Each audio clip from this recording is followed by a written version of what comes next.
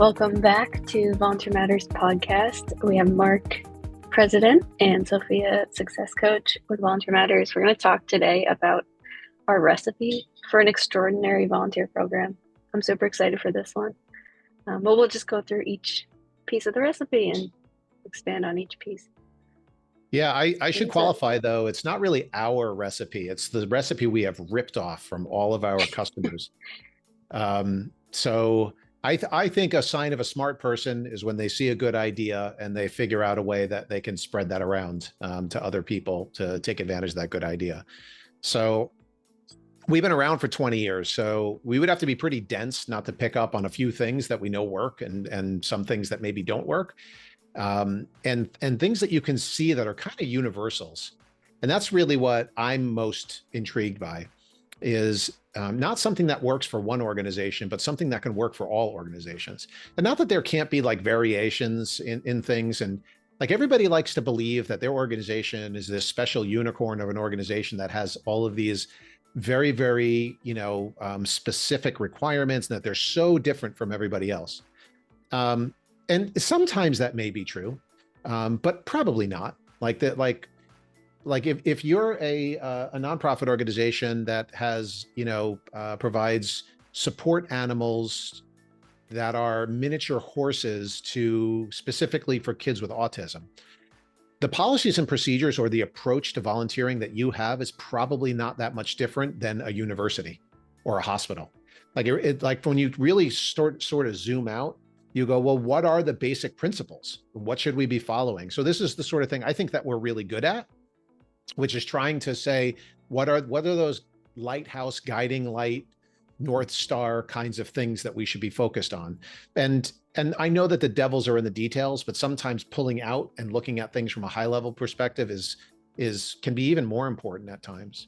So with all of that being said, we have seen what has worked directly, that things that we've done and tried, but more importantly, the things that our customers have done and tried. So our recipe has evolved over time because the volunteers that were volunteering 20 years ago versus today are actually quite different, even if it's the same volunteer.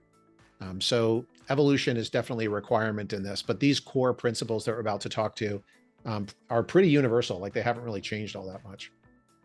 So the first thing is just we have to promote our volunteer opportunities. It seems like overly simplistic to say it, but Sophia and I have met organization after organization after organization that do a wonderful job of hiding all of the ways in which volunteers can give back to their organization.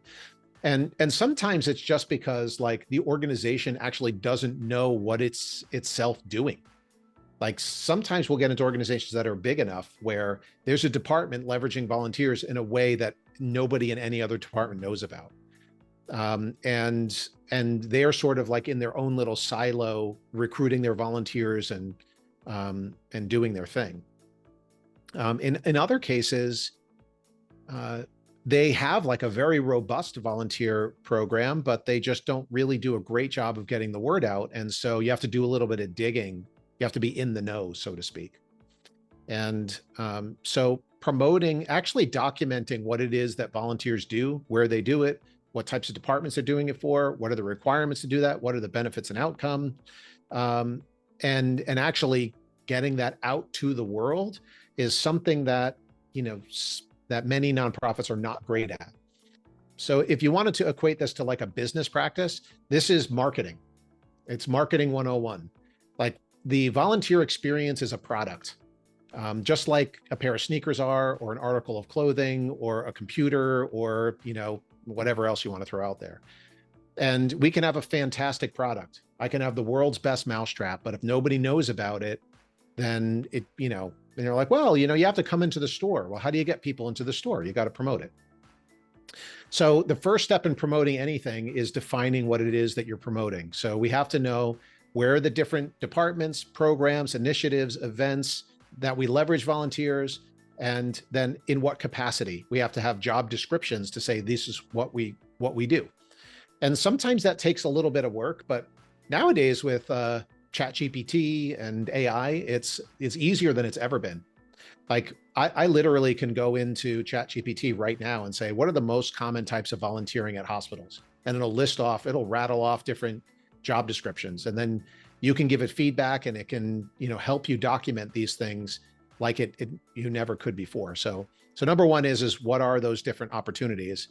And then number two is, well, now how are you getting the eyeballs to that information? So so the number one thing is to go and get volunteers that have done stuff with you before.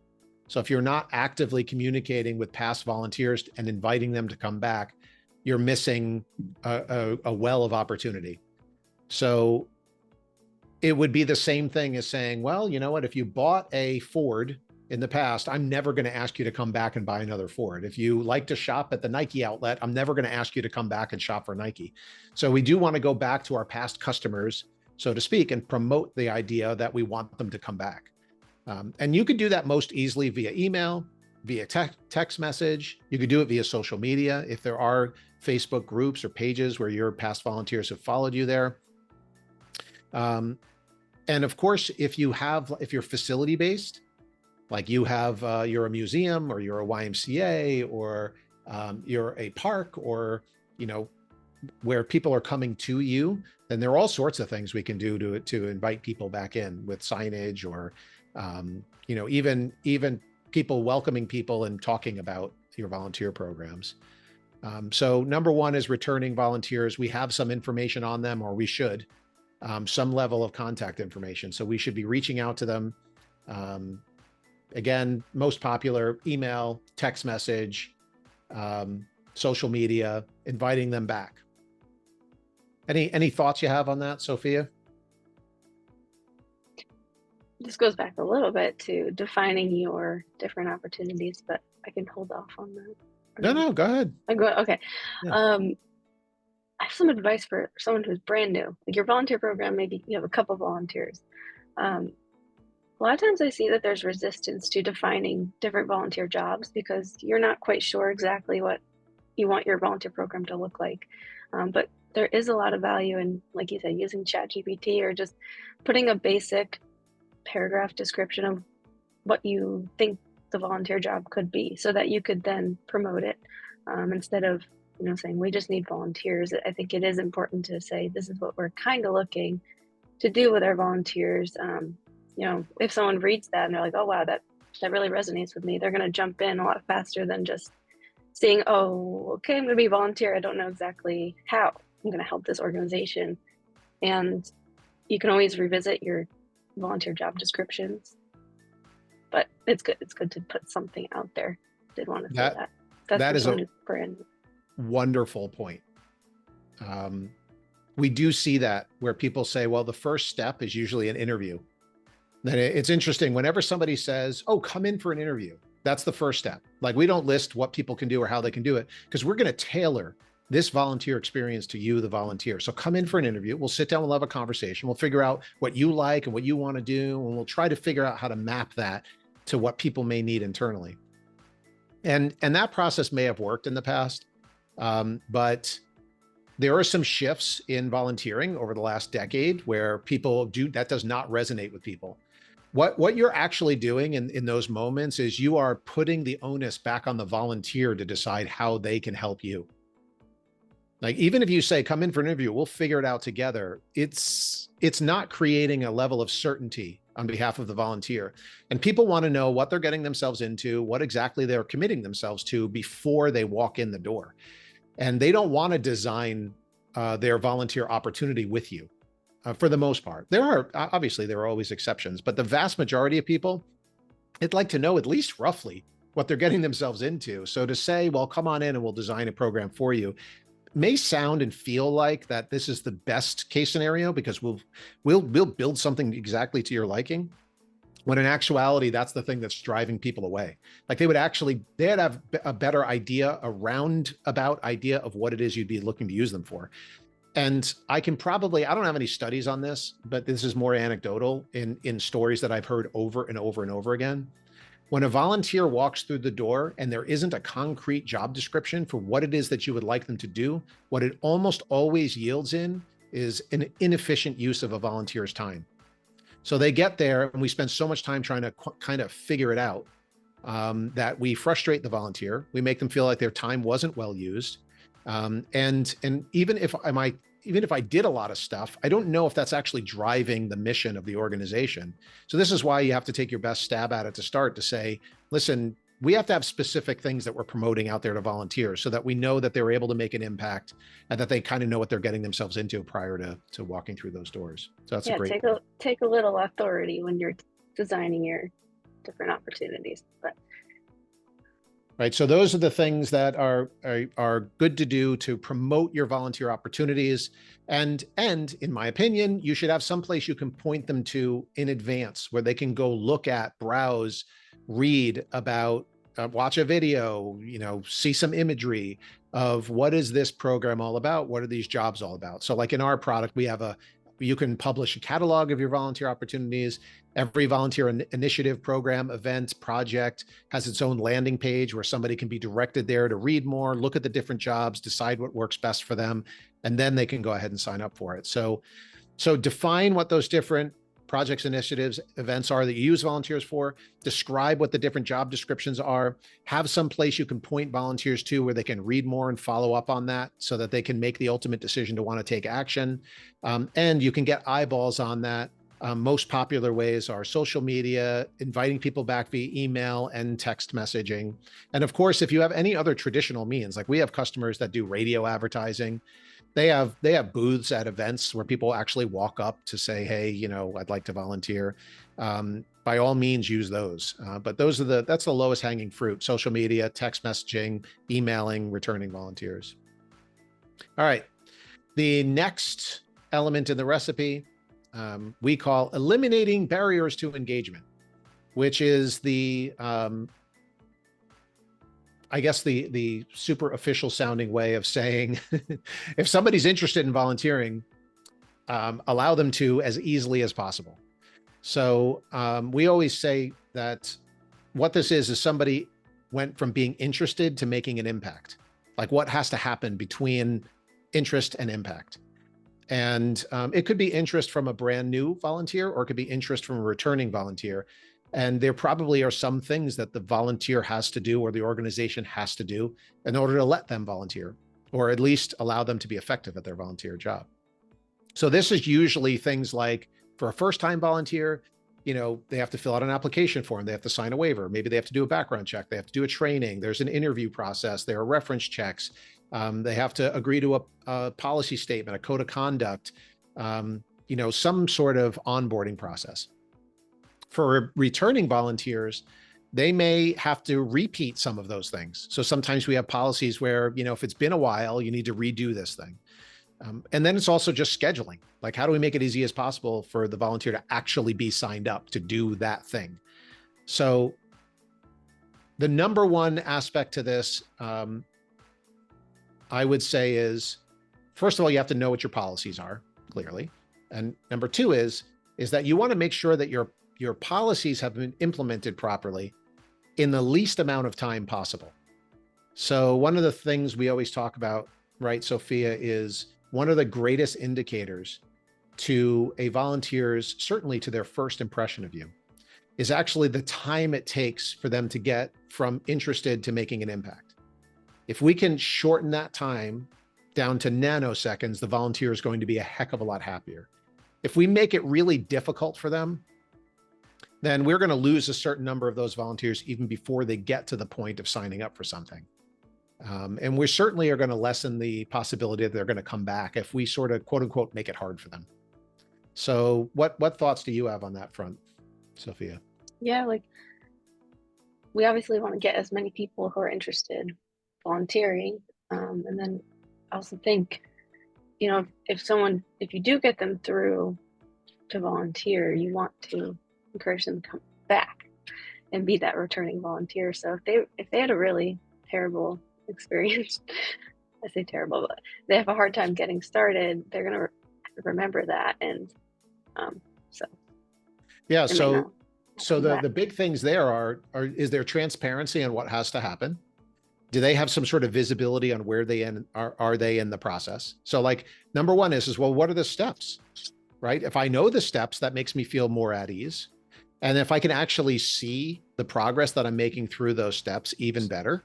And then on top of that, if I can take action on them, like it's not a, falls into a black hole of things like, oh, here's a packet, fill this out, give it to us. And then it's sort of, they're like sitting there like, I don't know what's going on. So if they actually can take action, submit their own application forms, submit their background check forms, maybe take a training online, if they actually can take action on those things and have visibility to see what their progress is, that's the next level, right? And then the final level is, and they can do all of that relatively quickly, no matter how, strict or, I will say restrictive your onboarding process is, depending on what types of work they're doing. But if we can get that timeline shortened, it's kind of like fishing. You feel a nibble on the hook, you pull that reel back and you've got this volunteer, they're making an impact, and now they're a heck of a lot more likely to come back and do it again. So I'm interested, I'm excited. The messaging that you use to promote the volunteer opportunity, it got me. Now let's get through this onboarding process so you can put me to work as quickly as possible so I can see the value and impact that your organization is making. So I want to come back again and again and again. And I want to bring my friends and family members, and I want to talk about how awesome your organization is. So with a lot of these on our front, it's like there are all of these necessary, very necessary hurdles that volunteers have to go through, should go through, in order to make sure that they've been properly qualified, they're properly trained, so that their experience is a good one and the impact that they can make is maximized. But we need to do it in a smart way.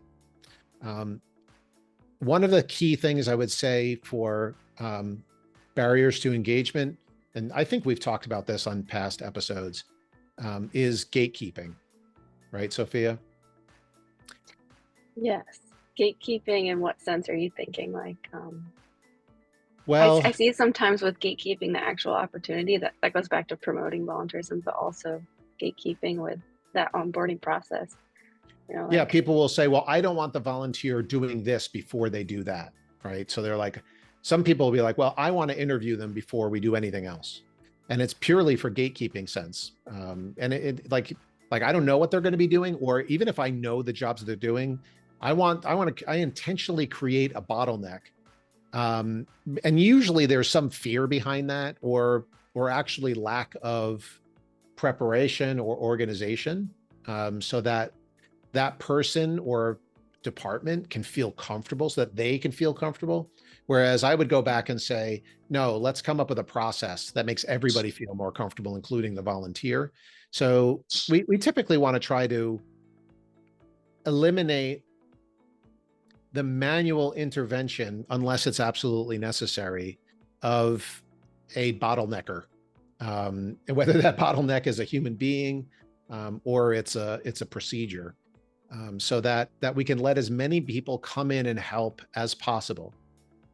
Granted, with all of the proper safety, things as well. So part of this is just being open to saying, is there a better way of doing this?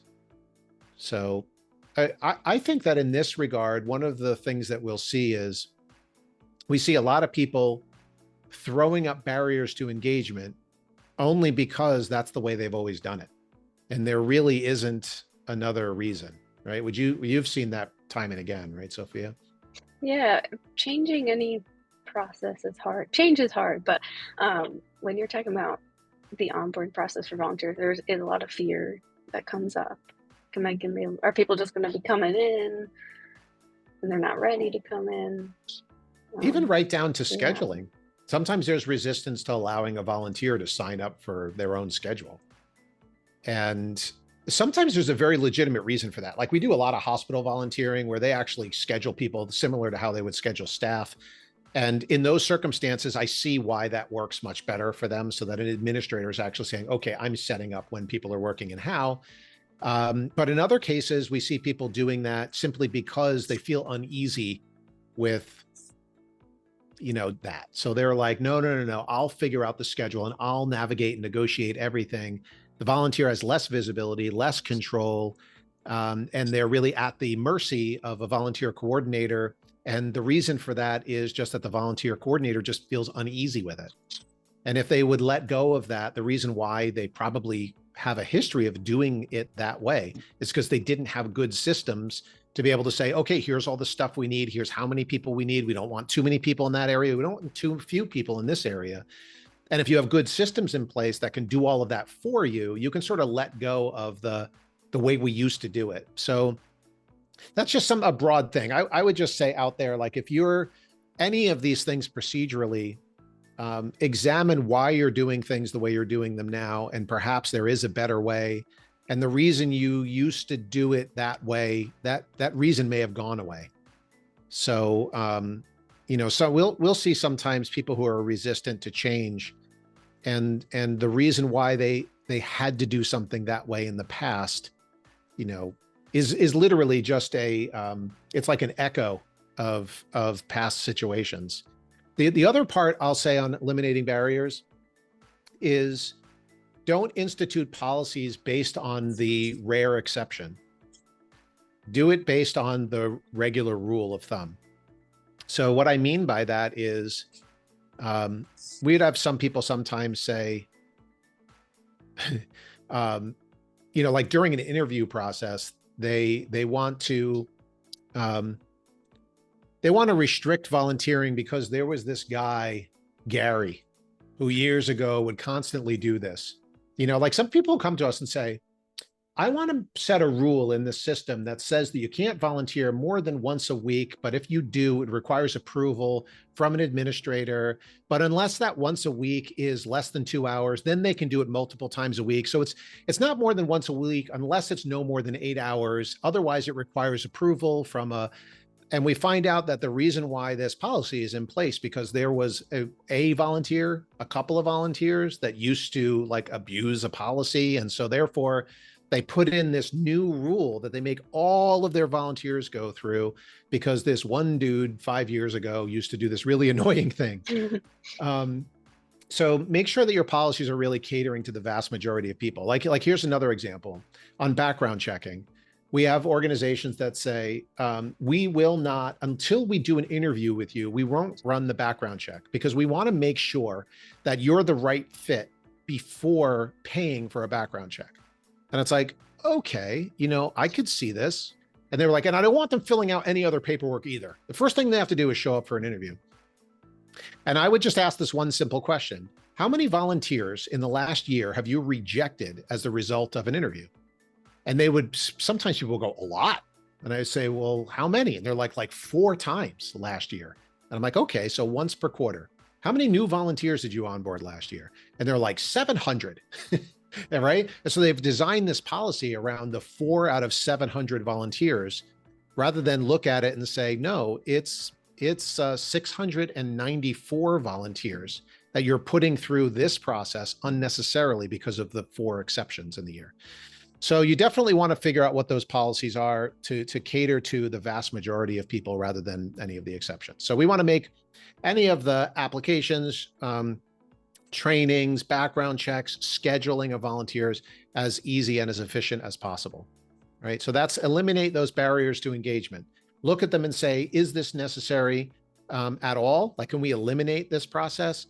And if it is a must-have process, how can we make that as efficient as possible? Because we want to get people from interested to making an impact in as little time as possible. All right, what's the next element? Okay, so the third element is to empower the people. And when we say people, we mean both your staff and volunteers. So first thing that comes to my mind when we say empower the people is that scheduling piece.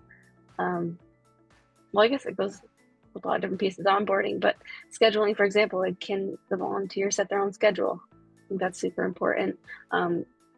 It gives confidence in their experience, but also it helps the staff. So at the same time, you're empowering your staff to focus on more important things. So just allowing people to do things that they can do. They can't do everything, but in the process of volunteering, how can they help out and have control over their experience? Yeah, even if they are not allowed to set their own schedules, they should be able to view their schedule. They should be able to know what their schedule is. They should get reminders on their schedule. So as an organization, you have to decide, well, how much do we want to empower the volunteer to be doing things on their own? How much autonomy do we want to give them? Whether that be filling out applications or taking training courses or running a background check or setting their schedule or getting reminders or submitting their hours or checking in and out of assignments. And in my opinion, you always want to err on let the volunteer do more if they want to do more. So sometimes we are taking are losing an opportunity to get more help, even in the management of volunteers. So the more that they can manage themselves, let them, as long as there are good tools to do it. So like back to that other example before, sometimes we would say, no, I don't want the volunteer doing that. You would say, well, why? Then you're like, I need to have control over this because we have these policies, we have these practices. Well, guess what? If you have good systems in place now, you can give the volunteer more control over that because you can put in these systems what they can and can't do, what the different rules are in place. So again, sometimes that level of centralized control within the hands of an administrator is a legacy issue.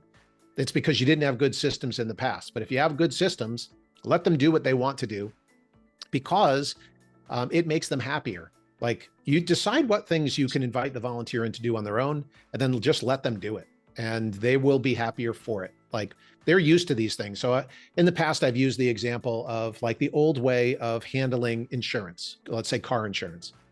So I've been around for a while, and I remember the days when I literally had to go visit a person who had a storefront office for Allstate Insurance and say, I am getting a new car and I need insurance on this. And they would say, sure thing. They'd provide me a quote, and it would take a couple of weeks to actually get the insurance. They would mail you cards, right? And then if I got into a car accident, I would have to contact my agent and I'd have to call him or her and I have to say, hey, John, I just got in a car accident. What do I do? And then I'd go and I'd fill out paperwork with John. And so John was doing a lot of work on my behalf. Whereas we all know today that I can go online, I can comparison shop between multiple insurance providers. I can sign up for insurance. I can put my VIN numbers right in to get the insurance.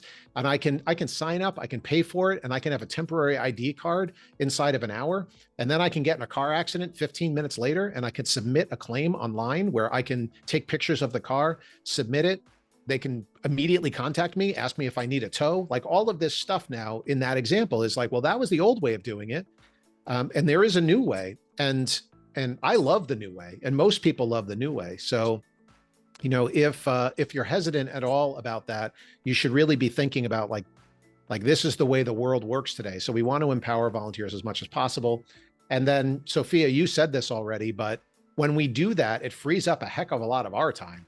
So staff, volunteer coordinators, administrative, back-end people, they don't have to do these things. So stuff just gets done. So we had a customer a couple of years ago.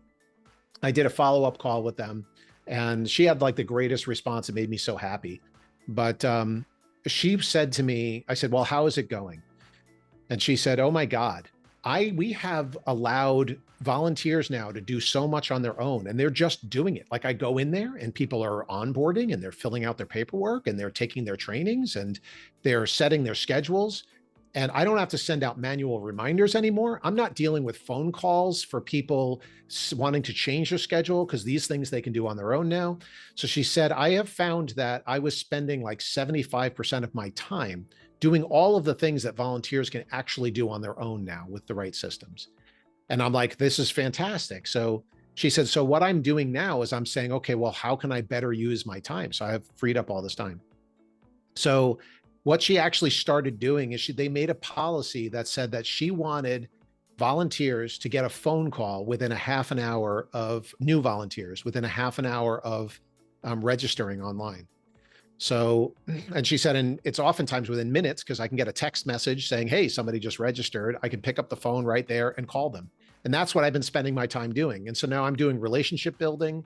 I'm welcoming them to their organization. I get to give them a little intro about our mission and how they're making an impact. And it's so much more fulfilling to me as a staff person than, chasing somebody down because there's some bit of paperwork they have to have. So empower your volunteers, which will empower your staff. And in our case, a lot of that is empowering them through good systems and technology. It's a beautiful story. I Isn't never it? heard that one. Yeah. Yeah. Wow, That was really, and she was like, I'm going to like my job so much more. So that was that's cool. great. All right. Next one. Number, we're on number 4 now. Yep. 4 out of 6. So, it's very important to thank your volunteers. It seems so simple, but everyone wants to be appreciated. So that's the next piece of this recipe. So you can thank people in a lot of ways. Um, just sending an email. You can even handwrite notes if you have the time for that. Give someone a phone call. But there are tons of ways to do this. Appreciation events. You can get creative here for sure. Yeah. 100%. Like sometimes we forget to thank people. You know, we can all do this. You know, they're doing great things and we think they're awesome and we just forget to tell them that they're awesome. Right. So as Sophia mentioned, there are lots of different ways that our customers do this. They'll hold appreciation events, get-togethers, socials, annual luncheons. They give out rewards to people. They make sure that they have policies on how volunteers are greeted and also how we treat them when they're leaving. So you should have a policy and set sort of script on how, especially if they're arriving physically and it's not virtual, but even virtually, like how do we greet people when they arrive and how do we say goodbye to them and thank them in person and who are they actually interacting with? We have to make sure that those people are not forgetting, because the in-person is so super important. But then also organizationally after the fact to communicate our gratitude, there's lots of ways that we do this. So it's not just about saying thank you, shaking somebody's hand, sending them an email afterward, which all of those things you should absolutely do. So like in our system, you can automate thank yous and they could be highly tailored to what the volunteer did, or you can send them out manually. We even have the ability to integrate with third-party systems to send them a gift. They can do things where they can send a handwritten note and you actually don't have to handwrite it. It just literally looks like handwritten note. So there's lots of things you can do there. But we also thank our volunteers by how we run our volunteer programs. So it is a big thank you to somebody to say, my time was used efficiently. So the experience itself is a thank you. The fact that they know that you are a well-oiled machine, that you're making the most of their time, that you're tracking what they're doing. So like, even if they can go into their profile and see the things that they've done in the past is a thank you. So like they care about this stuff. They care about it enough to be tracking it. I can log into this volunteer, system and I can see everything I've ever done here, which is a form of gratitude because it didn't just fall into the abyss somewhere. It's actually being tracked. They care about this. I would love to see this in the annual reports. Like I want to know, as a volunteer, I want to see that you are actually celebrating the fact that we had 40,000 volunteer hours last year and thousands of volunteers that contributed. So communicating that it's an important to your organization. It's not just, which is super important. It's not just the explicit thank yous, but it's also the implied ones as well. Anything you want to add there?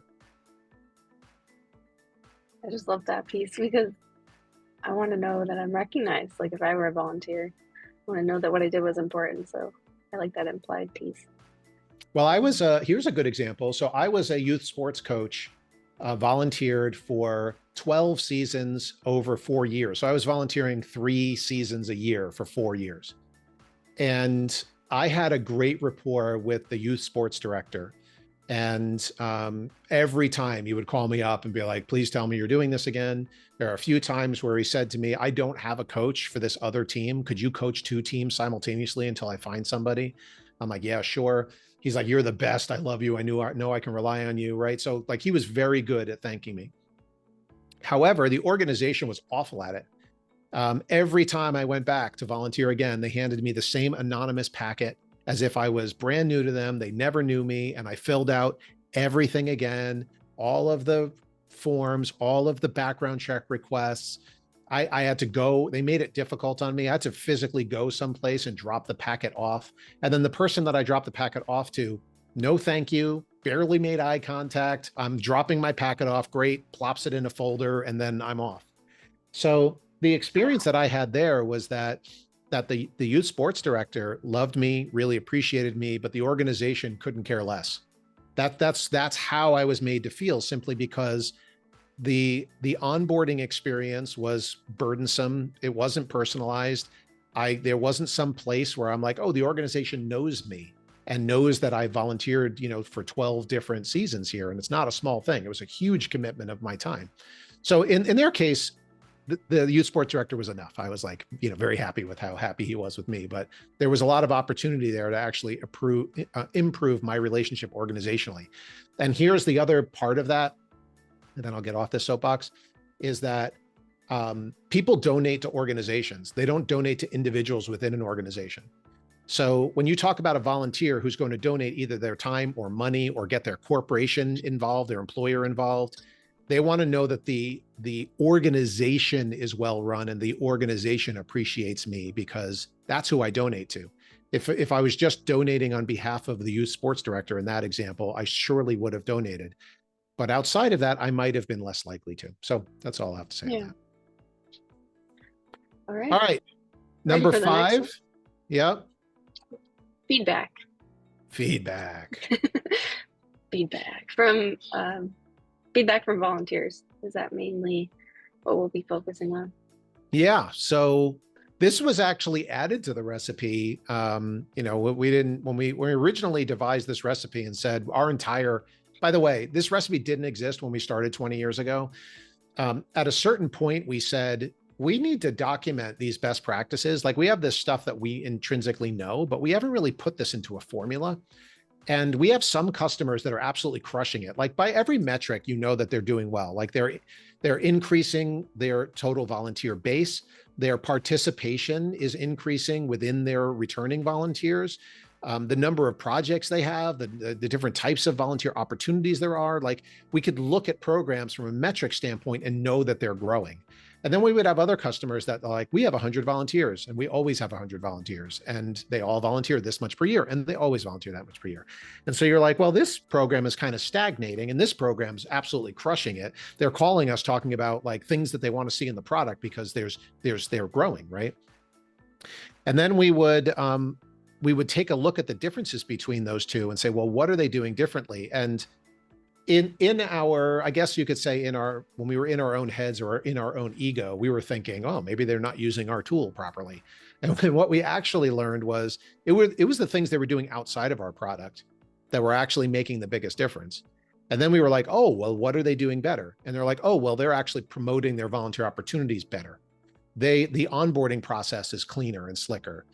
They thank their volunteers. And we're like, oh, this is the stuff that's going on. And so that was sort of a massive sea change in our consciousness as a company at that point, when we started going, oh, we need to build our product around this recipe and not provide a set of tools that they can use as a part of the recipe. Like the service needs to be the recipe.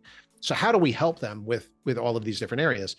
And the get feedback one was the last component that we added to this, that we started realizing that the best organizations were the ones who were hearing from their volunteers about how well things were going, or maybe where things could have gone better. And so we were like, well, we're not really a survey company. So in the beginning, we were advocating our customers do things like annual surveys and things like that, which is all fantastic, don't get me wrong. But the things where we found the most impact and the most immediate impact was actually getting feedback on the volunteer interaction. So the volunteer comes, they do something, and then they tell you, how did it go? Why does this make a difference? Well, in an annual survey, if you survey your existing volunteers, what you typically will get is you'll get super volunteers to respond. What I mean by super volunteer are those volunteers that are always volunteering with you. You probably know what they are. They're like the less casual ones. And they've got all sorts of opinions on how things should be done and maybe how we can change things, and probably very good opinions.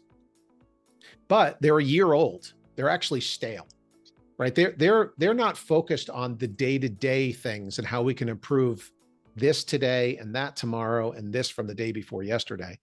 And so there's a lot forgotten in that year, as opposed to when you ask them in the moment, what they tend to provide to you are really minor shifts that could make a big difference in the long run. So they oftentimes in the feedback, we'll see, 10 people all say the same thing.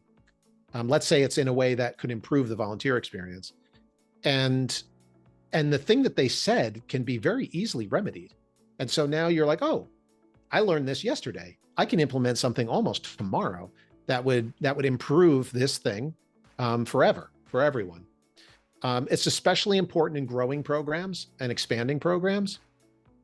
And sometimes we'll see a hesitancy in people to get feedback. So Sophia, I don't know if you've seen this, but people get like nervous about feedback. I think they get nervous for I've heard two main reasons. One is they're afraid that like they're doing something majorly wrong and that they're going to be exposed, and then they're like, I don't know how to fix that maybe. But the second reason is that they don't want to ask for feedback and not do anything with it. They felt that it's rude to the volunteer, which I thought was very interesting. That is interesting. So this is what I would usually say to somebody who was worried about that, is that I almost always see very simple solutions to the things that people give feedback on. That's number one, is that not everything is a big, huge problem, because people in general, in most nonprofits, they feel like I've already got 10 hats on. I'm already doing everything I could possibly do. If somebody comes back and tells me to do something differently, that's adding something to my plate. When the reality is that it probably is just, it's no more work. It's just doing something slightly differently, and then that problem goes away. And so hiding from it or being nervous about it, what we see over and over and over again is very simple solutions to relatively small issues. And then the other part of it is that they're missing out on the flip side, which is that when they ask for feedback, there's great feedback too, and that fuels you. And so one of the things we'll see in our feedback, so when we send them out via our system, it's all automated, they rate it, it's very, very quick for the volunteer, but they also get to write in comments if they want to explain why they rated something.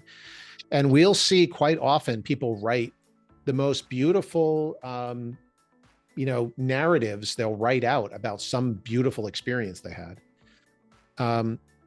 More often it's a female volunteer than males. They tend to elaborate more than males do, which you might expect. But we get these great case studies. So, and I just go through sometimes and I'll randomly check, and then I just look for a long response. The long responses are never complaints. They're never, this is what we can do better. The long responses are always praise. The short responses were like, we were sitting outside in the hot sun, didn't have any water. The short response is, we got there were too many people. Like I was twiddling my thumbs.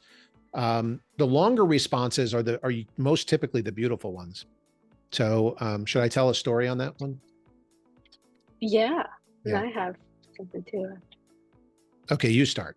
Okay, well, I just wanted to say that something I love about the feedback feature in our product is that you can see trends in feedback. So like 12 months ago, how are your ratings? And oftentimes I see that they go up just every month. And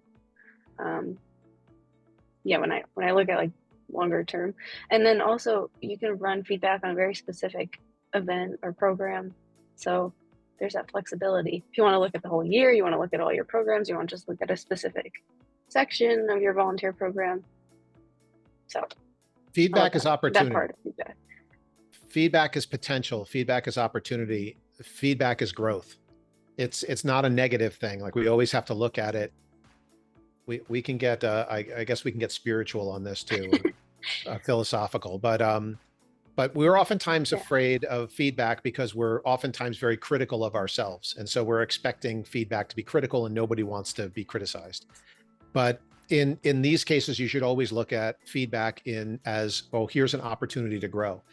Start with, we are awesome. We have an awesome mission. We have awesome volunteers, and we're doing an awesome job putting together these volunteer programs. Any feedback I get is a way to be more awesome. And once you open yourself up to that, you'll see these opportunities, and it just opens you up to be even more awesome. So I'll tell you a story about that. So this was during the pandemic, and it was the same event, two different bits of feedback. One of them was somebody who wrote, And it was, I'll tell you what it was. It was food insecurity nonprofit who previously had a food bank where you could actually go in and do your own shopping. They gave you a grocery cart. You walked around just like it was a grocery store or a department store. You could fill up your own basket. They actually had a checkout process, but nobody paid for anything. So they would go, they would fold it, put it in bags for you. And so it was like a real shopping experience for people who were less fortunate. When the pandemic hit, they couldn't do that anymore. They had restrictions on how many people they can have in the facility, et cetera. So they developed a new process where you would do a drive up. And so in advance, you would have different categories of need that you would put in there. And they had pre-done packets of things that they can give you based on, in your application, the size of your family and things like that. So they had this one volunteer job that was a volunteer that was sitting outside on a radio. And when the person would drive up, they would get the volunteers' information and they would relay that inside, and then they would know what things they needed to bring out to the car and put in the trunk of the car, and then that person could go off on their own. So there was one long response, one short response. The long response was, it was like 4s across the board, 1 out of 4. So excellence across the board.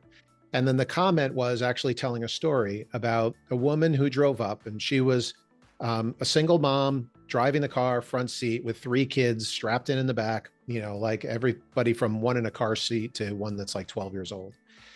And so in this case, it was a woman who was working the radio, and she asked her for her name, and she started getting emotional, the woman in the car. And the woman that was working the radio said, are you okay, in essence? And she said, she actually said, I'm okay. I'm actually filled with gratitude. She said, I never before ever had to rely on these kinds of services. This is the first time in my life where I've ever had to do this. And I felt so ashamed coming here. But you guys have all been so wonderful and kind and caring that I just feel so overwhelmed with gratitude that you're here and that you're doing this. And I can say this now, they hugged, which at the time was like a huge no-no. It seems today it feels bizarre, but when you think back to that time, hugging was like a big no-no. Like everybody's masked up, you have to be 6 feet. And this woman hugged her through her car window, and they're both like crying together. So this woman writes this whole narrative out, and she was an amazing writer too. The way she told the story was like, literally, we're tearing up reading this thing on a conference call. So then we go and we want to look at, that was a 4 experience, and with a long comment. So that's why we were drawn to that one. And then we went and we looked at the same job. Somebody rated one of the elements a 1.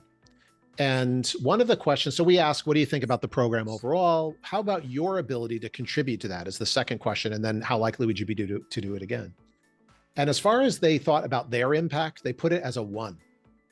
And the person commented, oh no, they didn't have any comment. So I said, well, that's really interesting because we have like 4s across the board. Somebody should reach out to this volunteer. So they did. And what happened there is the person said to them, I don't really see what the value of what it is that I'm doing. All I'm really doing is just calling people's names inside. And then the people really doing the work are the people bringing the groceries out and whatever it was and putting it into their car. So I'm not really doing much of anything. And so it opened up this interesting opportunity, 1, to correct that perception by that volunteer, but 2, to change their policies. And so this is like a perfect example of how that bit of feedback was actually changed everything for all their volunteers. So number 1 is they went to that volunteer and said, are you out of your mind? Like, you have no idea. Like, we have people coming up in cars with masks and you're translating the things that they're telling them. And sometimes this person was bilingual, sometimes literally translating what these people were saying to be able to relay that back and forth with kindness. And then they told the story about this other person who wrote this thing. Like, you have no idea the impact that you're having.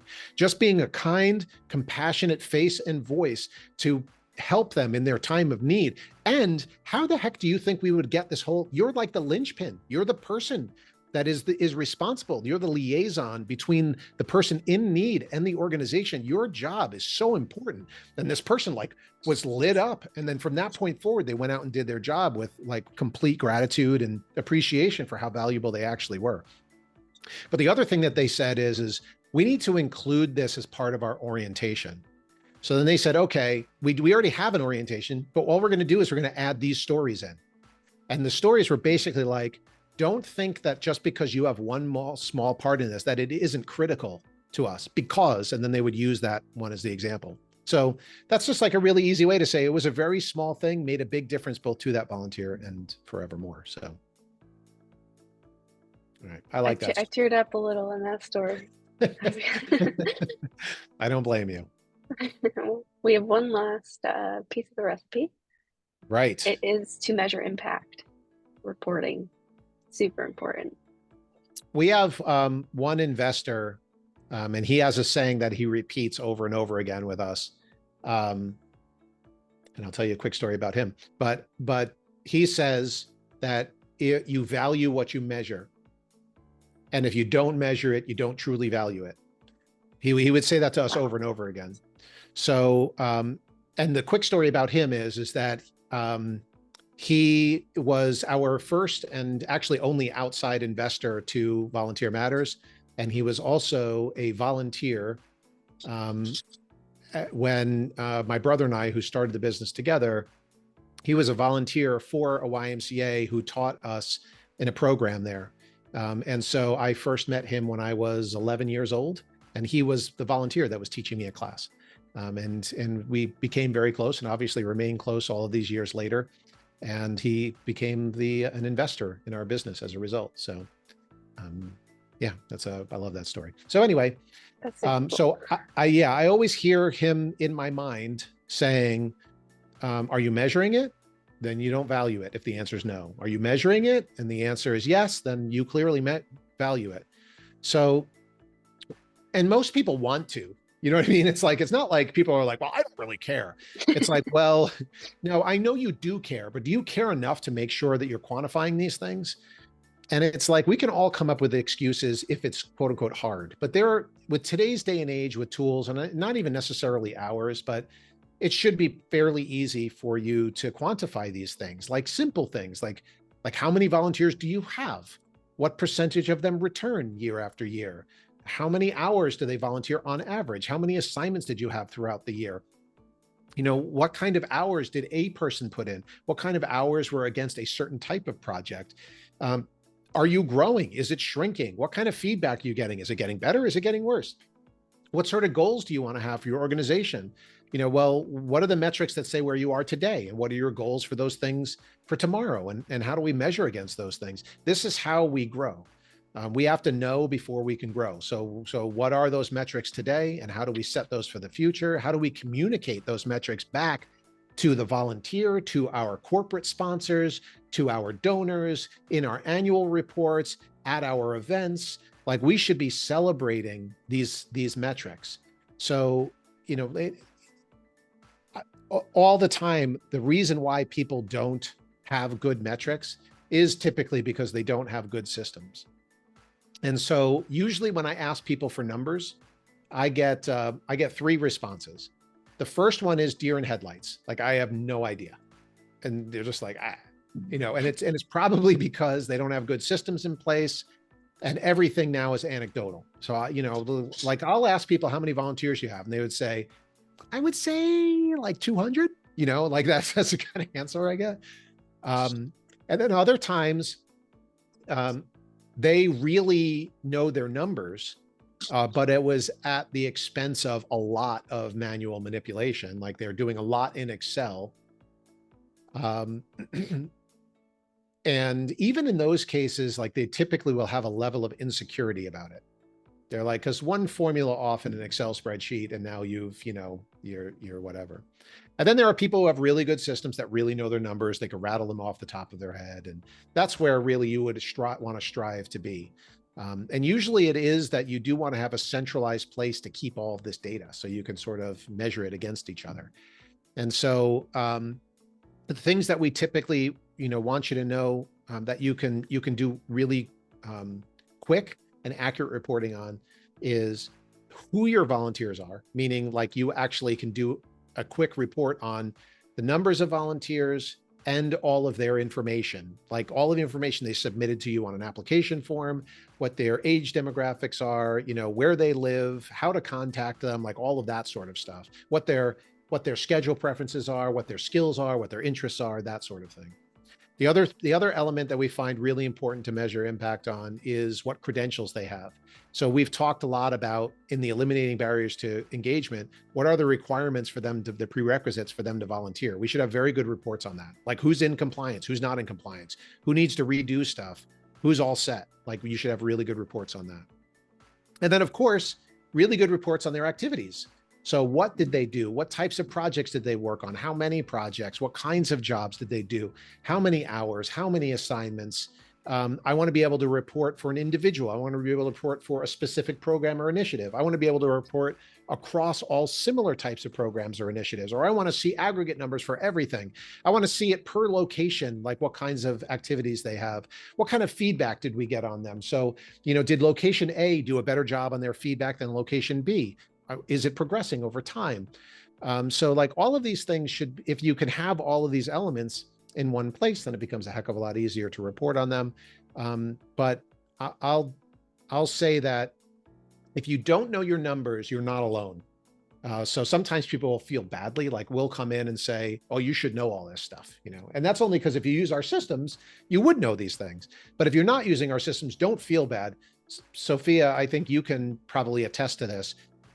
Probably more than half of our customers are doing most stuff in Excel before coming to us, right? Yeah, I would definitely say so. Excel or 3 different tools that end up in Excel. Well, yeah. So. Yeah. So usually it's some hodgepodge of things that they're trying to get these numbers out. And the reason why they don't have the numbers is because it takes like 10 hours to sort through everything and put in pivot tables and VLOOKUP cell references inside of Excel. And if you're not an Excel master, it's, kind of hard to do that. So don't feel badly about it. You're not alone. This is like very, very common. Like most people that I talk to before becoming customers, they're just getting by in the best way that they can, but it doesn't need to be that way. So we've been through all 6. So just to review them again, promoting volunteerism, doing a good job of actually knowing what the different volunteer programs, initiatives, and events are, what the job descriptions are for those, and how we're getting eyeballs on that stuff. Do we have places we can point them to? And how are we pointing to them? Are we emailing past volunteers, text messaging volunteers, using social media effectively? Are we promoting things on our social media channels? Are we encouraging our volunteers to promote our volunteer opportunities on their personal channels? The next element is eliminating barriers to engagement. How do we make it as painless as possible for the volunteer to get from the point of being interested to making an impact, shrinking that timeline without compromising our policies and procedures? Those are applications, waivers, background checks, trainings, interviews, reference checks, all the way down to the actual scheduling of the volunteer. Next element, empowering the people. How do we get the volunteers to be able to do as much as possible on their own? We give them super easy to use tools to do that on their own. Find the right tool, put it in the hands of the volunteer. You're going to thank yourself because then it frees up staff to be able to do new, exciting, more mission-focused types of activities. You also have to give those administrators the right tools too. So we don't want them doing stuff in Excel in their inbox. Give them good tools to be able to manage, schedule, coordinate, promote, retain volunteers.